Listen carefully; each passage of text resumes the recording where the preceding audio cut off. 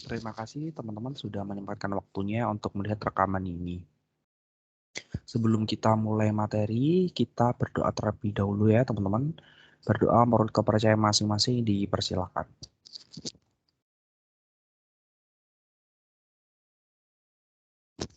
Berdoa selesai. Baik, di pertemuan kali ini merupakan pertemuan ke-14 ya sebenarnya untuk kelas Kamis.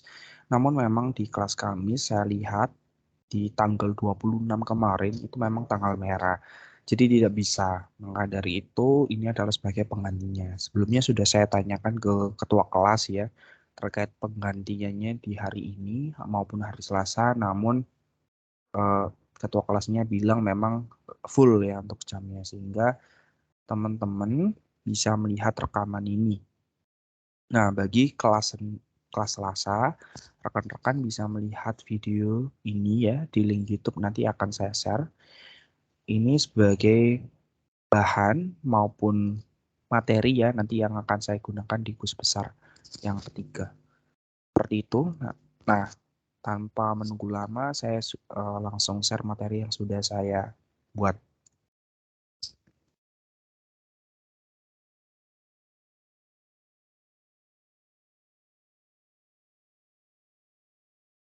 Baik, materi yang saya akan ajarkan yaitu clustering ya. Mungkin teman-teman sudah pernah dengar terkait istilah clustering sebelumnya. Cluster, nah biasanya kan di perumahan ya, cluster 1, cluster ini, dan sebagainya. Nah, kita akan mempelajari terkait clustering, karena clustering ini merupakan salah satu metode yang ada di statistik parametrik.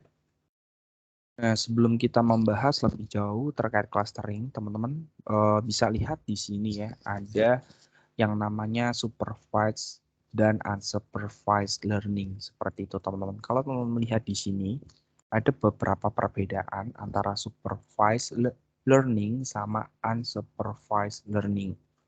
Teman-teman bisa lihat ya di data ini, ada, kalau teman-teman lihat di sini ya, ada input data sama, ada input data, ada model, kemudian yang beda adalah di prediction ya, teman-teman bisa lihat di sini. Nah, kalau kita lihat ke supervised learning, di mana seperti ini teman-teman. Kalau supervised learning, kita itu melakukan proses input data seperti ini. Misalnya ini apel ya, ini apel. Nah, ini apel. Nah, ketika kita masuk ke model, kita lakukan ini ke model, dan kita sudah buat model seperti ini, kemudian kita masukkan nih ke dalam model itu apel. Ya. Jadi gambar kita masukkan ke model. Nah, dia akan tahu prediksinya. Oh, ini adalah apel. Seperti itu. Jadi, kalau di supervised learning, dia akan melakukan training data atau melakukan pelatihan data ya, berdasarkan sesuatu yang akan kita prediksi. Misalnya kalau kita punya data apel, ya, oh bentuk apel tuh misalnya ya, warnanya merah, terus bentuknya ada daunnya seperti ini. Maka ketika kita masukkan gambar yang sama, mirip seperti ini ke dalam model, maka kita akan prediksikan sebagai apel. Seperti itu. Nah, sama seperti bagaimana kalau misalnya kita masukkan itu pisang.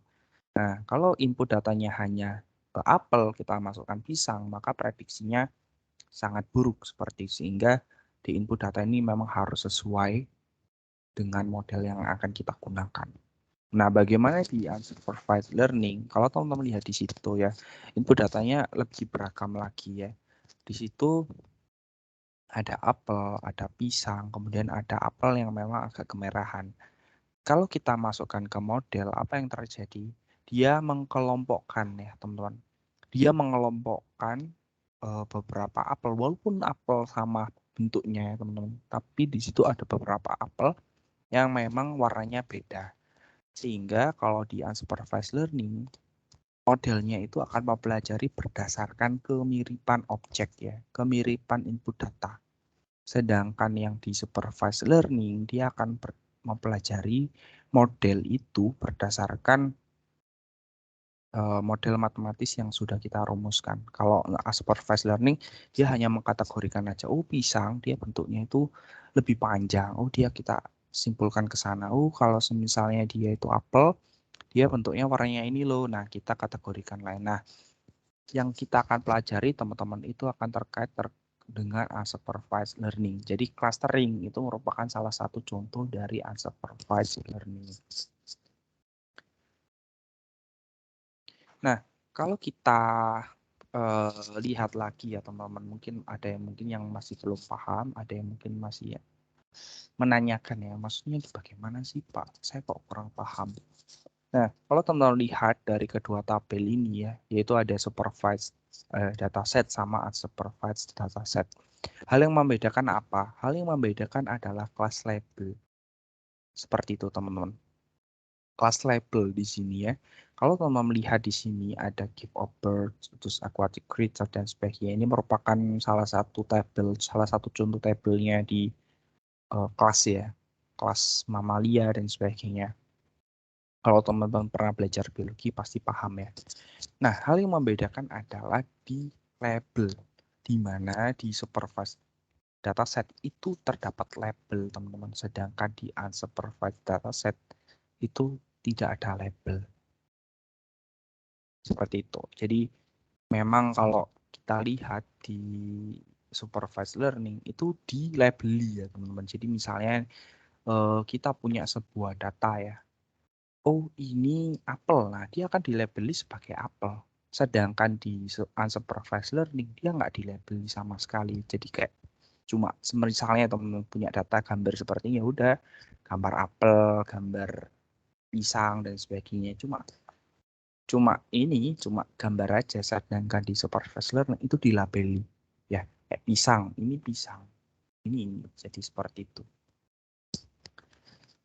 Yang membedakan itu. Nah, kenapa kok sangat signifikan? Nah, karena supervised learning itu dilabeli, maka ketika kita masukkan sebuah model, maka model itu nanti akan lebih mudah untuk dilakukan prediksi ya. Jadi nanti dia akan diprediksi juga berdasarkan dari label yang sudah ditetapkan tadi. Nah, sedangkan unsupervised learning dia tidak punya label, teman-teman. Jadi kita kategorikan berdasarkan kemiripan datanya. Nah, kemiripan datanya itu bagaimana? Nah, mungkin dari kesamaan warna, mungkin dari kesamaan bentuk, mungkin dari kesamaan struktur buah dan sebagainya. Itu yang kita akan prediksi ya. Jadi dia prediksinya pun tidak label seperti supervised learning. Kalau supervised learning kan, ini apel, dilabeli ini apel ya, ditulis ini apel. Terus kemudian kita masukkan, kalau misal kita input gambar apel, nah prediksinya akan muncul label apel, ini apel, seperti itu. Sedangkan kalau di unsupervised learning, ini misalnya gambar sepertinya teman-teman. Jadi kita nggak bisa memprediksi berdasarkan model yang kita input. Jadi dia cuma mengkategorikan aja. Ini kategorinya seperti ini, karena ini mirip, ini kayak gini. Nah, dia nggak bisa ngetahui, ini tuh apel loh, ini tuh gini, ini. Nah, itu yang bisa kita interpretasikan sendiri, cuma dari modelnya sendiri tidak bisa. Nah, itu ya perbedaannya. Jadi kalau unsupervised dataset itu nggak punya label, sedangkan supervised dataset punya label.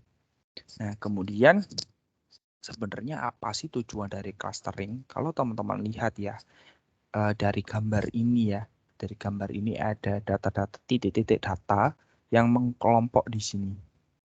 Nah, inilah yang dinamakan sebuah cluster data, teman-teman. Jadi, data-data yang mengkelompok itu biasanya memiliki kemiripan data ya, kemiripan karakteristik data.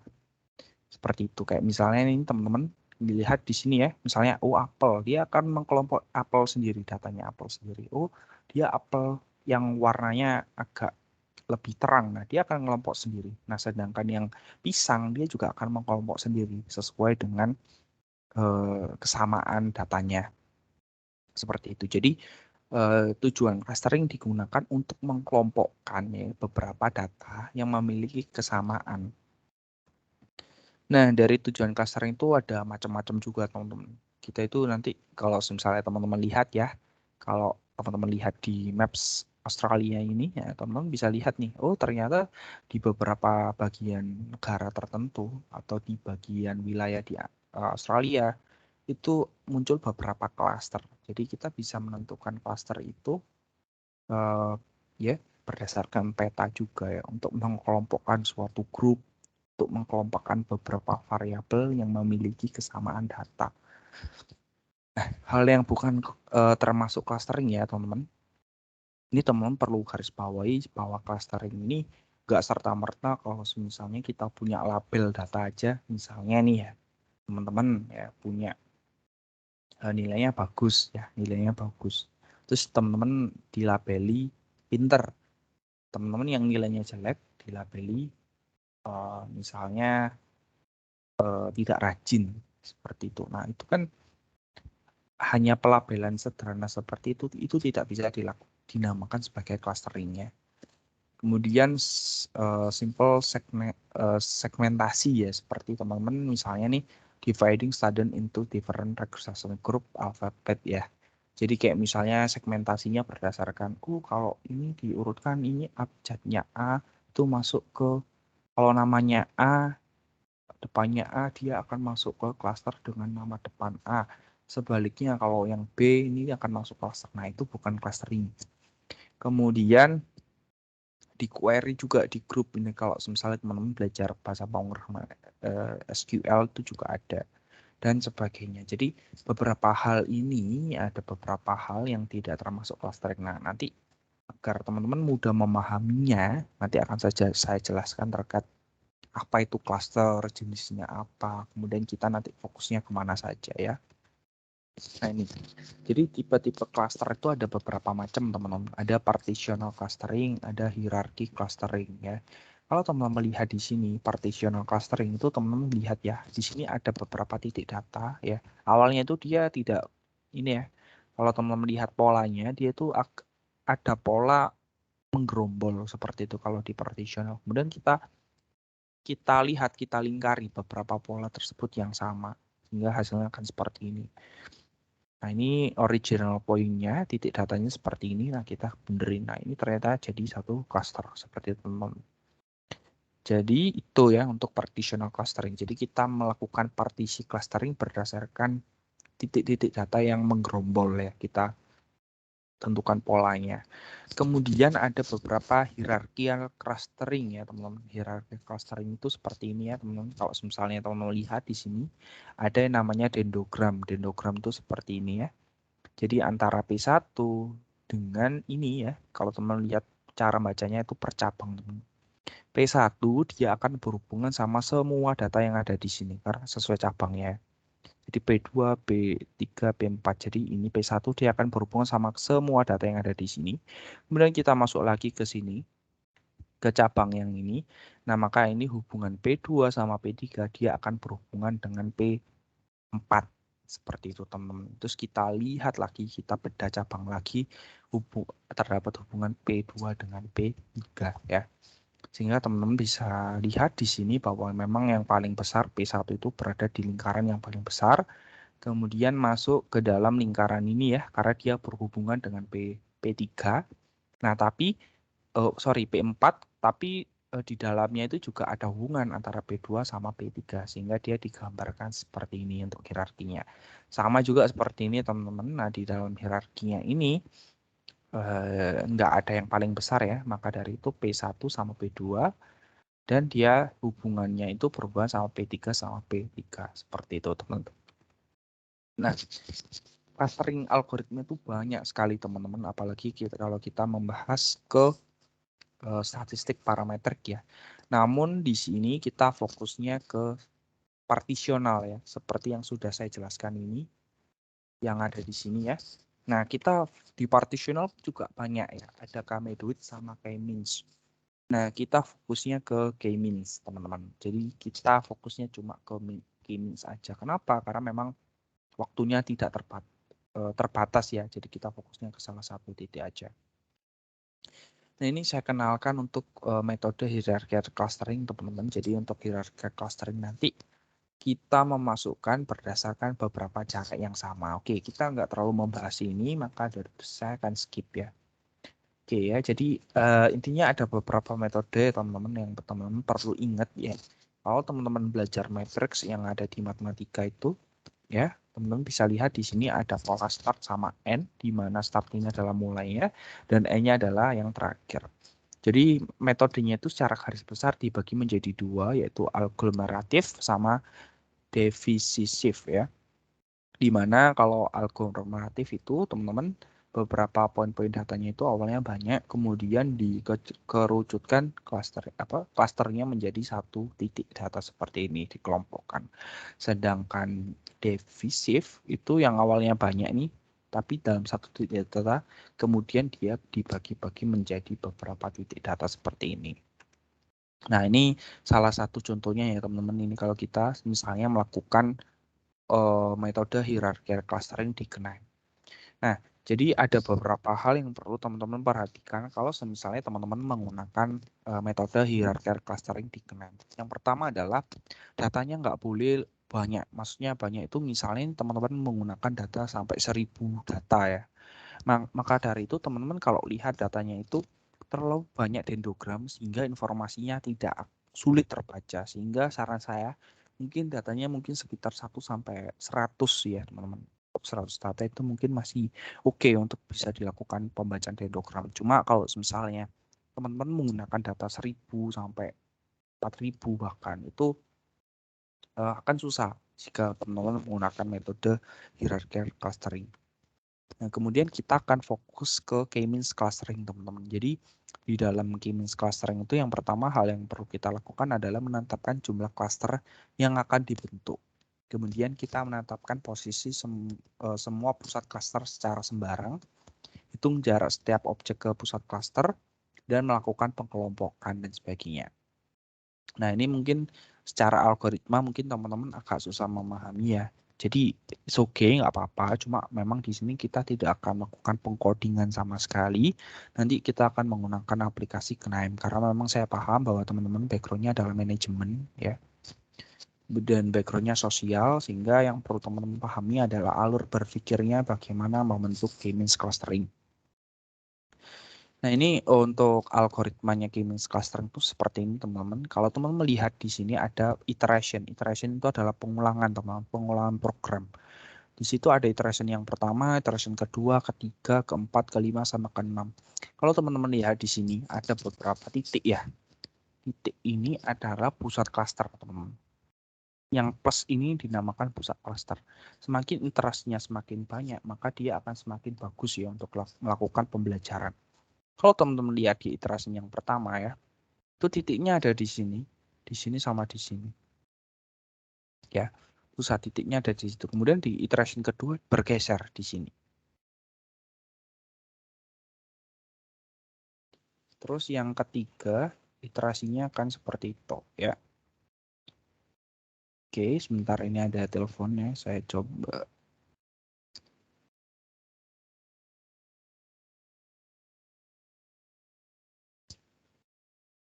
Oke, seperti itu ya.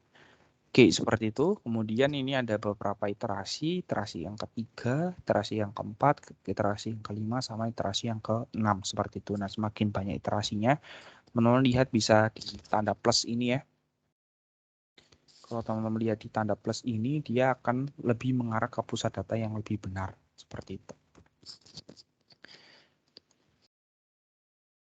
Nah, kemudian ini kalau misalnya teman-teman melakukan K-means clustering ya di KNIME, nanti beberapa clusternya itu akan muncul ya, muncul beberapa jumlah data cluster setiap clusternya.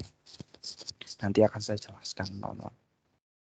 Nah, ini ada algoritma K-means clustering dan ini ada beberapa penentuan yaitu ada sum square error sama silhouette coefficient. Nanti kita akan menggunakan silhouette coefficient. Jadi di dalam penentuan jumlah cluster itu kita harus tahu ya beberapa parameter yang akan kita gunakan nanti. Nah, biar teman-teman nanti lebih paham, nanti kita lebih ke visualisasikan ya teman. Oke, ini nanti kita akan mencari nilai LBU. LBU ini bahasa Indonesia ini adalah siku ya teman. Jadi ketika kita mau menemukan sebuah grafik yang membentuk sebuah siku dalam arti gini teman. Ketika grafik nilainya itu turun ya, turun dan nilai selanjutnya itu tidak mengalami penurunan yang signifikan lagi, maka itu dinamakan titik LBU. Teman-teman bisa lihat ya di K yang 1, 2, sama 3. di yang 1, kedua turun drastis juga. Yang 2 sama 3 turun drastis. Nah, titik elbow-nya itu bukan yang di 2, tapi di 3. Kenapa? Karena setelah 3 ini, yang keempatnya ini dia melakukan penurunan, tapi penurunannya nggak terlalu drastis. Jadi kayak lebih konstan kayak gitu. Sehingga itulah yang kita sebut elbow. Jadi agar teman-teman mudah memahaminya, elbow itu seperti siku ya. Siku kan bentuknya lancip seperti itu ya teman-teman. Elbow siku, lengan siku. Nah, sehingga di titik siku itulah namanya titik elbow. Nah, di sini ada beberapa hal yang nanti kita akan perlu perhatikan ya. Nanti saya akan jelaskan aja secara langsung biar mudah teman-teman untuk memahaminya. Oke, kita masuk ke materi ya. Langsung masuk ke pembahasan di Kenen. Jadi nanti teman-teman bisa menggunakan beberapa note yang sudah saya tentukan seperti ini. Ya, yang pertama adalah CSV Reader. Nah, ini saya menggunakan data bank yang teman-teman pastinya sudah paham datanya ini ya, ada di mana karena memang di pertemuan sebelumnya di regresi linear ini sudah saya bahas. Jadi ini saya pakai data bank. Nah, ini Jerman Credit Data CSV. Nah, karena formatnya CSV, berarti saya menggunakan CSV. Nah, kemudian teman-teman di sini ada beberapa jenis ya, data dan sebagainya. Nah, teman-teman yang perlu perhatikan adalah awalnya itu job itu awalnya adalah number ya. Nah, saya ganti string karena memang di job itu data-datanya itu adalah bertipe teks, makanya lebih tepat digunakan string, bukan number, karena data-data number itu hanya digunakan untuk data-data operasi matematis seperti itu. Setelah itu akan saya apply, klik OK ya. Oke. Nah, kemudian saya klik box plot, teman-teman. Teman bisa lihat di sini ya, box plot.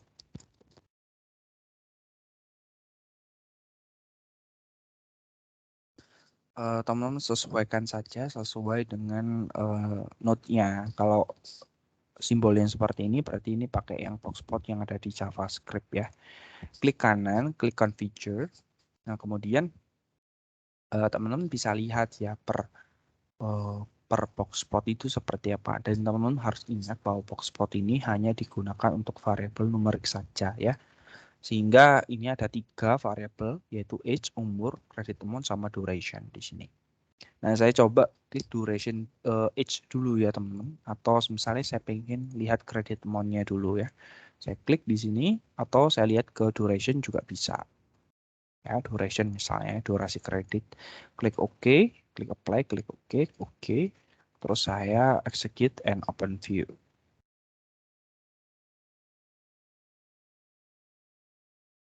Nah, di sini teman-teman bisa lihat dari box plotnya ya teman-teman bahwa memang di sini kalau teman-teman lihat baca lagi untuk terkait pembacaan box plot, nah di sini ada beberapa hal ya, yaitu di sini adalah outlier teman-teman. Nah, outlier inilah yang memang kalau di K-means karena nanti kita menghitungnya adalah nilai rata-rata dan nilai rata-rata itu akan berpengaruh ya ketika kita menggunakan data-data yang punya kuncilan atau outlier teman-teman. Ya, jadi misalnya ini kita ingin melakukan penghitungan rata-rata. Misalnya dalam satu klaster rumah terdapat 2 rumah teman-teman. Satu rumah punya harga 100 juta dan satu rumah lagi punya harga 1 triliun misalnya teman-teman.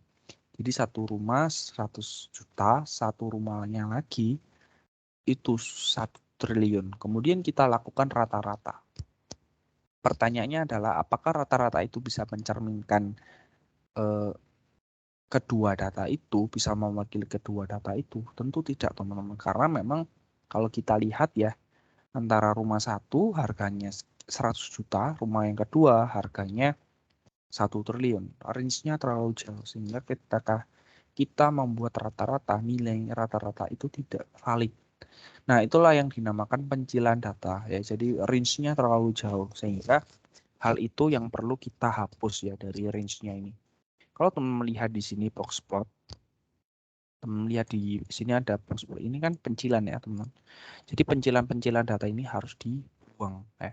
Jadi range datanya itu teman kalau bisa teman lihat itu adalah di range 12 sampai 24 bulan.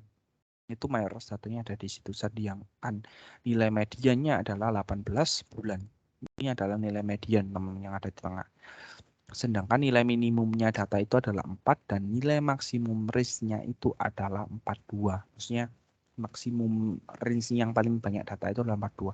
Sedangkan di atasnya ini ada pencilan atau outlier. Inilah yang harus dihapus ya teman-teman. Ini sudah saya jelaskan terkait cara pembacaan box plot sehingga teman-teman jika kurang paham itu bisa dilihat lagi ya. Teman bisa lihat juga untuk beberapa data yang lain itu pasti ada pencilannya sehingga hal yang pertama yang perlu saya lakukan adalah menghapus outlier. Teman bisa mengetikkan numeric outlier sesuai dengan gambar yang ada di sini ya. Kemudian klik kanan, klik configure, kemudian outliernya kan kita pakai 3 ya, age, ketemu sama duration. Nah, di sini saya akan saya jelaskan teman-teman. Jadi di sini ada namanya outlier treatment. Ya, di situ ada apply to sama treatment option sama replacement strategy. Jadi gini teman, kalau apply to berarti itu digunakan untuk semua outlier ya. Jadi yang titik-titik yang tadi ya teman yang teman lihat di tadi itu dihapus. Nah, kemudian teman-teman lihat treatment optionnya itu ada replace outlier value. Nah, kita menggunakan itu. Jadi outliernya itu kita akan ganti menggunakan missing value ya. Jadi outlier itu kita akan buat kosong, teman-teman. Paham ya? Buat kosong. Oke, jadi kayak misalnya tadi ada pencilan itu akan dikosongi. Kita klik apply, klik OK, klik OK di sini ya. Nah, teman bisa lihat di sini di pengaturan di sini. Nah, di sini ya ada tanda tanya. Itu artinya dia itu dihapus. Jadi itu ada outlier. Nah, kita nggak mau nih kalau data kita itu kosong. Jadi syaratnya memang ini yang ada data kosongnya atau missing value tandanya seperti ini kita hapus semua jadi satu baris. Misalnya nih teman-teman ya. Misalnya nih ya. Di sini kan ada kosong nih satu. Berarti row 0 ini kita hapus seluruh sampai sini. Kita hapus. Yang ini juga kosong kita hapus semua. Jadi kita pastikan semua datanya tuh terisi semua ya. Kita gunakan yang terisi semua. Kemudian kita klik missing value, kita klik configure. Jadi ini digunakan untuk remove row ya teman-teman. Kalau teman-teman masuk ke default terus column setting, jadi dia akan menghapus row yang kosong tadi. Kita klik apply, klik OK. Nah, dia akan kalau teman-teman lihat di sini, nah dia tandanya akan hilang. Kalau melihat di sini row 0 tadi kan ada ya missing value-nya, row 1 juga ada. Nah, itu hilang dia. Nah, yang ada row 2, row 3, row 4, row 5 kehapus juga, row 7 ada dan sebagainya. Jadi beberapa data yang masih mengandung missing value itu dalam satu baris akan dihapus. Nah, kemudian teman-teman kita lakukan normalizer ya. Kenapa? Karena memang ketika variabel yang kita gunakan ini memiliki satuan yang berbeda, memiliki nilai satuan yang berbeda dan range yang berbeda sehingga karena k-means ini kita menggunakan menghitung nilai rata-rata sehingga akan lebih baik jika kita melakukan normalisasi sehingga range-nya yaitu 0 sampai 1 sama semua kita lakukan dan kita klik apply. Oke. Nah, setelah itu kita melakukan column filter teman-teman. Jadi karena ini ya syaratnya untuk k-means itu hanya bisa digunakan untuk data yang numerik. Sehingga ada 3 data numerik yaitu age, grade, sama duration. Nah, itu kita masukkan ke include sedangkan yang lainnya yang enggak kita gunakan kita masukkan ke exclude. Kita klik apply. Oke. Ya. Kita lihat di sini maka dia ya akan terambil cuma 3 aja seperti itu. Nah, selanjutnya hal yang perlu kita lakukan adalah PCA ya. PCA ini dia digunakan untuk sebenarnya untuk melihat pola cluster sebenarnya kita itu di mana sih seperti itu. Nah, ini untuk dimensinya itu dimensinya bisa digunakan ke 2 ya. Jadi ini ada 2 dimensi yang kita gunakan yaitu sumbu X sama Y. Kalau kita gunakan dimensi 3 maka X, Y, sama Z seperti itu.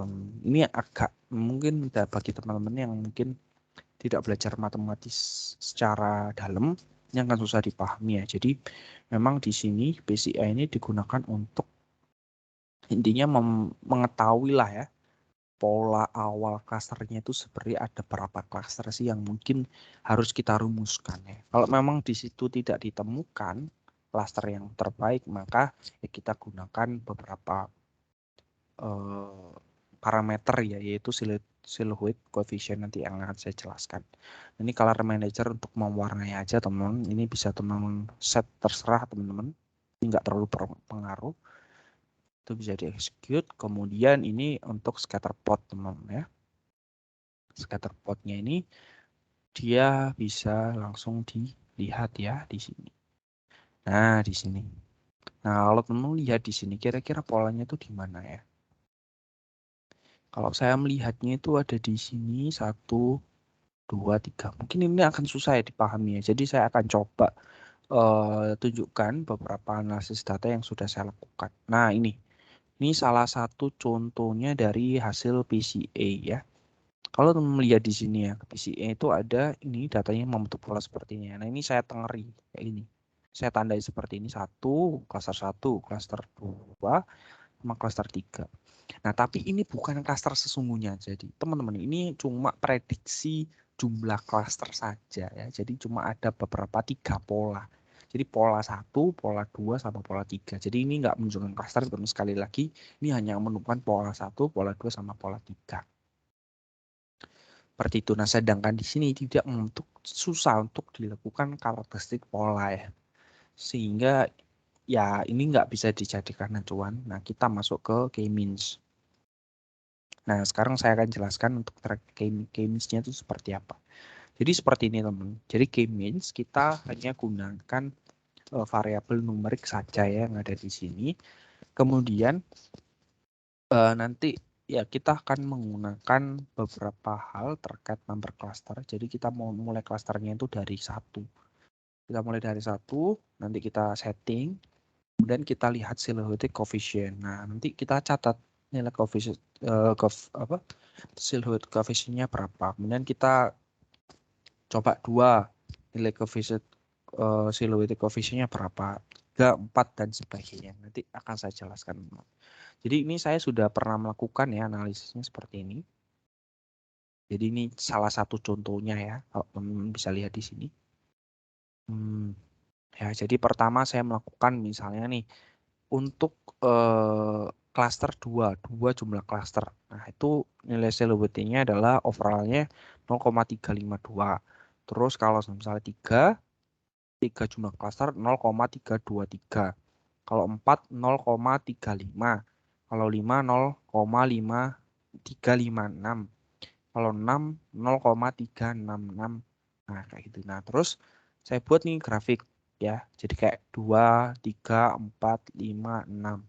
Nah, saya lihat yang membentuk sebuah elbow siku ya, teman-teman. Jadi syaratnya itu ketika klasternya turun ya, dan dia itu gak naik dalam arti naik lagi, dia itu pertama gini, bahasa gampangnya itu gini, dia itu akan turun drastis ya pertama, turun drastis. Nah, di titik turun drastis dan memang kalau semisalnya si klaster ini turunnya nggak terlalu signifikan atau naik lagi, nah maka itu dinamakan titik elbow-nya di situ. Nah, saya akan jelaskan nih gimana untuk cara menentukan K-means-nya. Jadi teman-teman bisa memulai jumlah klasternya itu dari klaster yang pertama, nggak apa-apa. Jadi mulailah dengan klaster yang jumlah klaster yang pertama di sini, oke? Ini klaster pertama untuk beberapa variabel ini, age, teman sama duration. Saya klik apply, klik OK, klik OK. Saya klik open and execute ya. Jadi dia lihat bahwa memang ada klaster 0 atau klaster pertama itu dia 862 data. Nah, kemudian saya klikkan feature. Nah, di sini kan ada masalah ya teman-teman terkait dia tidak bisa dihubungkan, maka teman-teman hapus saja di sini. Klik aja itu coefficient yang di sini.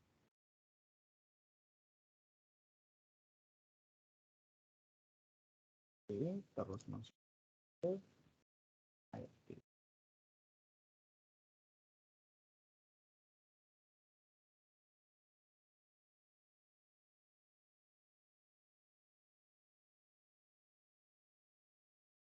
Nah, di sini tuh memang ini ya, kalau lihat di sini dia nggak bisa dihubungkan sama yang satu ya. Coba kita gunakan 2 cluster.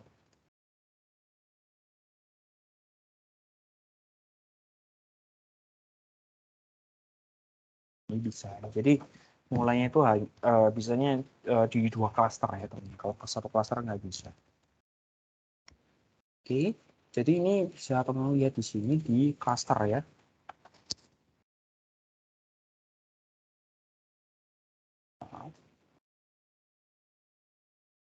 Nah ini dia, oh ini it's credit amount duration segini dia masuk cluster 1. Oh kalau 0 ini masuk cluster 0. Kalau yang 4 ini masuk cluster 0 dan sebagainya. Nah jumlahnya itu teman-teman bisa lihat di sini ya. Ini klik ini yang ada tambah apa F10 ya, atau klik F10 atau klik icon ini. Klik.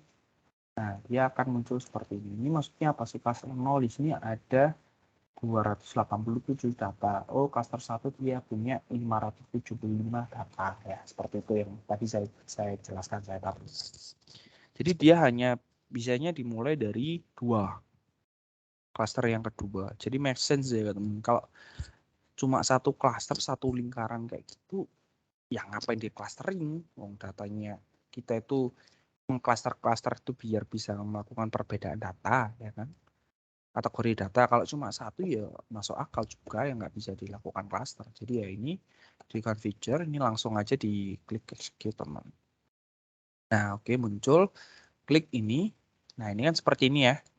Kalau teman lihat di sini, nah lihatnya nggak di sini, tapi lihatnya itu di klik kanan, nanti ke mean silhouette coefficient. Nah ini yang nanti kita gunakan yaitu overallnya. Jadi caranya nanti gini, teman-teman bikin Excel ya. Oh.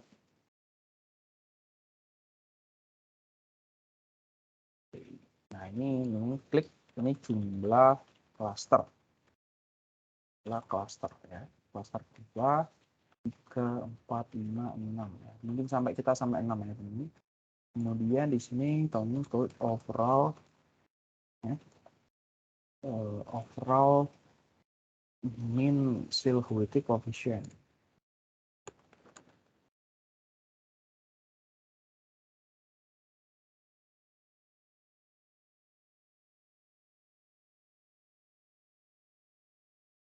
Ya, ini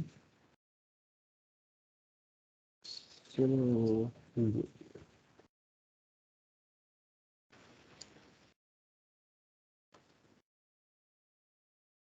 Itu nah kalau sudah ya udah di copy di sini 0,341 0,341 nah itu yang jumlah cluster yang kedua. Nah terus lakukan selanjutnya terus ketiga misalnya ya. Apply. Nah kalau 3 gimana ini sedikit. Nah, ini teman lihat lagi di tabelnya sorry di mean silhouette coefficient itu 0,339 tulis 0,339. Terus lagi pakai yang 4 ya, 4 cluster apply. Oke, di execute, ini di execute juga. Terus teman lihat di misalnya itu coefficientnya itu 0,317 ya, 0,317. Oke. Nah terus teman lihat juga yang lainnya ya, 5 misalnya ya, apply oke. Terus klik OK, execute, ini execute. Nah, oke, terus klik kanan, ini silhouette coefficient itu 0,301 ya. Seperti itu teman-teman. 1, 2, 3, 4, 0,3, 0,1. Nah, sampai 6 misalnya. Saya pengennya bikin sampai 6 cluster. 7, 6, apply, oke.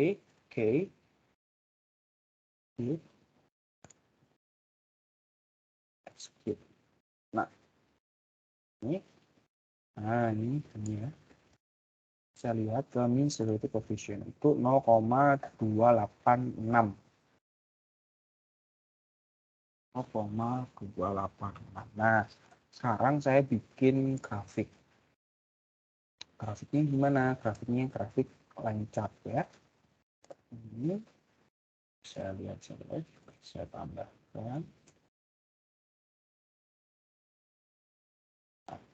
Seperti itu, ini saya oke ya.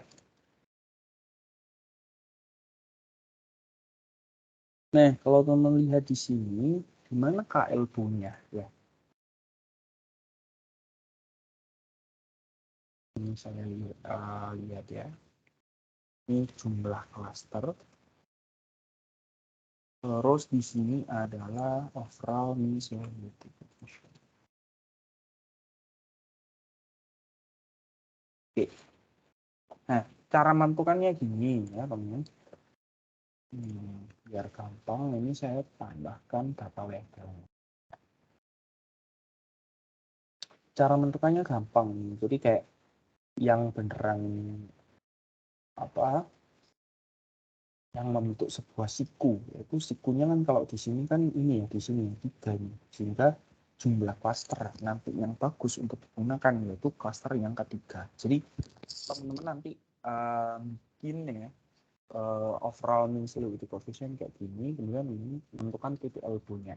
Nah, di sini teman-teman bisa lihat bahwa titik elbow-nya itu ada di jumlah klaster ketiga, yaitu 0, karena dia membentuk sebuah siku. Jadi di sini dia turun siku gini, nah terus dia turunnya konstan seperti itu.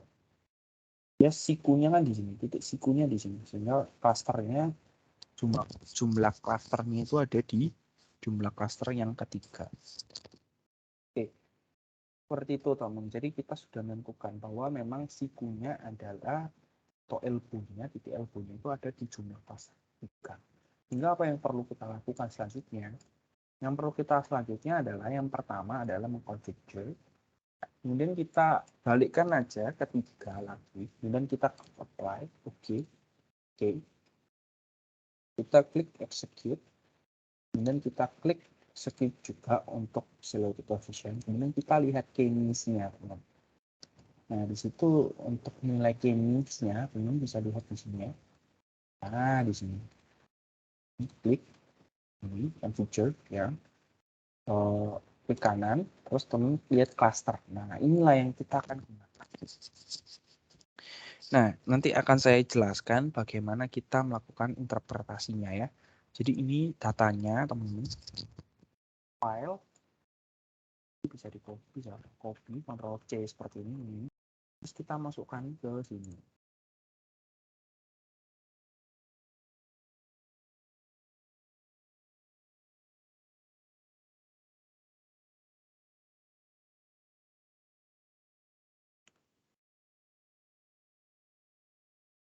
Masukkan ke sini.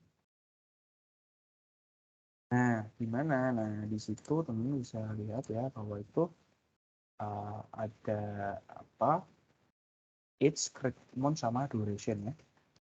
Age, credit amount sama duration ya. Duration. Nah, kemudian ini saya tambahkan di sini. Ini cluster.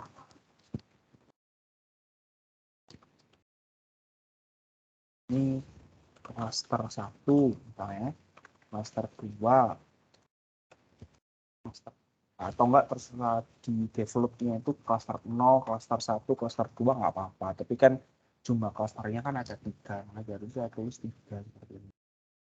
Jadi teman-teman bisa lihat di sini ya ada age, credit amount sama duration. Nah, ini saya akan jelaskan bagaimana melakukan yang namanya profiling ya. Jadi setelah itu kita lakukan profiling. Nah, caranya gimana? Nah, kita tulis seperti ini. Nah, setelah itu kita lakukan profiling. Profiling itu maksudnya gimana? Kita lakukan perbandingan ya, teman. Ini kan ada 3 klaster. Otomatis ada kalau age itu kita bagi ya menjadi muda, tua, sama menengah ya. Menengah, usia-usia menengah, mungkin usia-usia sekitar quarter lah ya, kayak gitu. Misalnya umur 30 sampai 40 dan sebagainya, kalau tua umur 60 dan sebagainya. Nah, seperti itu ya. Kita bisa bahasanya itu paling muda, paling tua sama menengah, seperti jadi kayak paling muda, paling tua sama menengah. Kita bandingkan di sini dengan di age-nya yang paling cluster yang paling muda. Paling muda berarti kan age-nya kecil. Nah, itu siapa? Nah, itu cluster yang kedua ya. Jadi sini paling muda. Nah, cluster yang kedua itu adalah paling tua. Nah, sedangkan yang ini di tengah-tengah atau menengah. Kemudian untuk kredit amount kita bandingkan juga teman-teman. Kalau kredit amount kan jumlah kredit nih, berarti kan paling besar sama paling kecil dan menengah. Yang paling kecil itu adalah ini ya. Kemudian yang paling besar itu adalah yang cluster 1, sedangkan menengah ada di sini. Ya. Kemudian untuk duration nih, nah, duration gimana? Nah, duration itu antara ini sama ini kan nggak terlalu beda jauh ya kan. Sebenarnya itu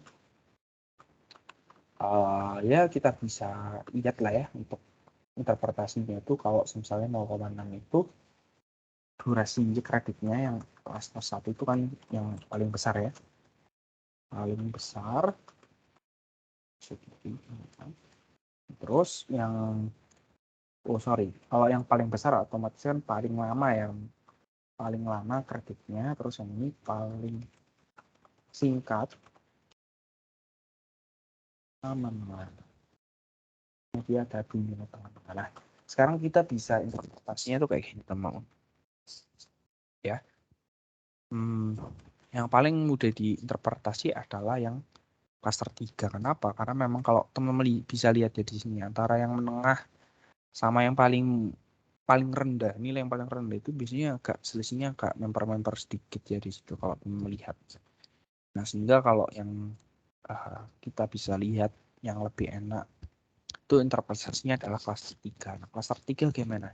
Jadi cluster 3 itu merupakan golongan umur ya, nasabah bank yang mempunyai golongan umur paling muda dengan durasi kredit paling kecil ya, paling singkat ya, dan jumlah kredit yang paling kecil. Nah, di sini bisa kita simpulkan bahwa cluster 3 ini merupakan mungkin ya golongan nasabah bank milenial generasi Z yang memang dia itu misalnya nih generasi muda itu misalnya dia masih mahasiswa atau enggak dia itu masih SMA ya. Kalau mahasiswa kan biasanya boleh ya untuk menabung di bank biasanya di umur-umur mahasiswa atau kuliah seperti itu.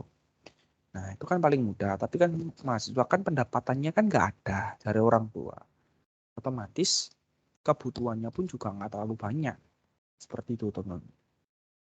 Jadi dia paling muda, mungkin seumuran mahasiswa. Kemudian kredit di bank pun juga kecil, kebutuhannya kecil. Sehingga karena kreditnya kecil, durasinya juga singkat. Mungkin dia mahasiswanya mungkin cuma mau butuh beli HP yang 2 juta.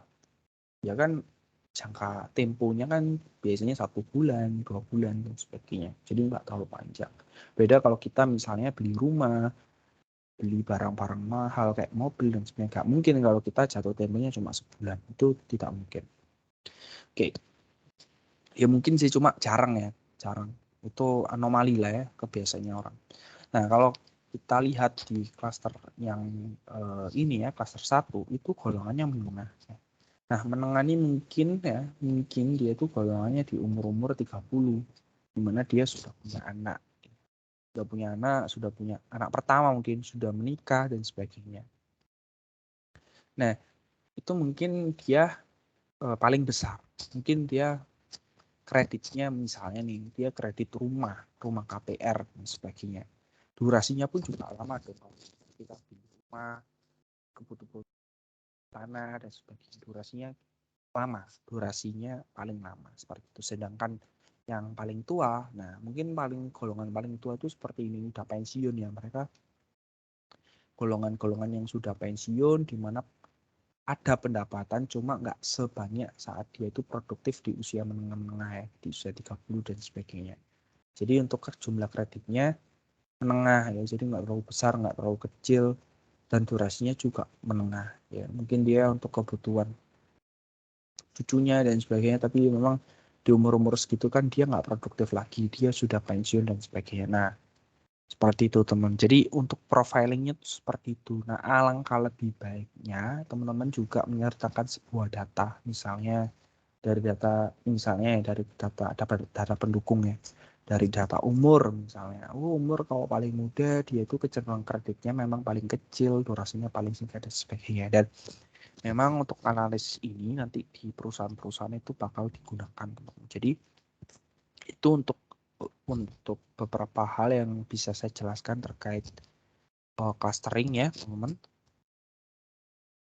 Nanti untuk materi kuis besarnya yang terakhir mungkin akan saya lihat ya, akan saya kasihkan untuk cluster sama regresi. Jadi untuk clustering nanti cluster sama regresi itu nanti akan saya kasih data yang berbeda. Nanti sama ya seperti kemarin-kemarin, nanti teman-teman bikin PPT sama bikin video terkait pembuatan ya, mulai dari awal sampai akhir. Nah, nanti dijelaskan per kelompok, per anggota kelompoknya. Itu nanti akan yang saya akan nilai seperti itu, teman-teman. Baik, seperti itu yang bisa saya jelaskan.